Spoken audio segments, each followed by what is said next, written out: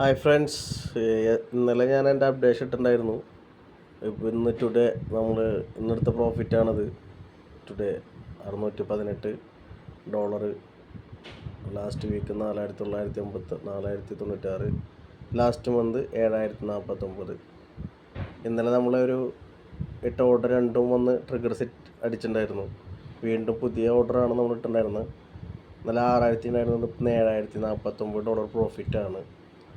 അതായത് നമുക്ക് കമ്മീഷനും സ്വാപ്പ് ചാർജും കഴിഞ്ഞ് $16,035 പ്രോഫിറ്റിലാണ്.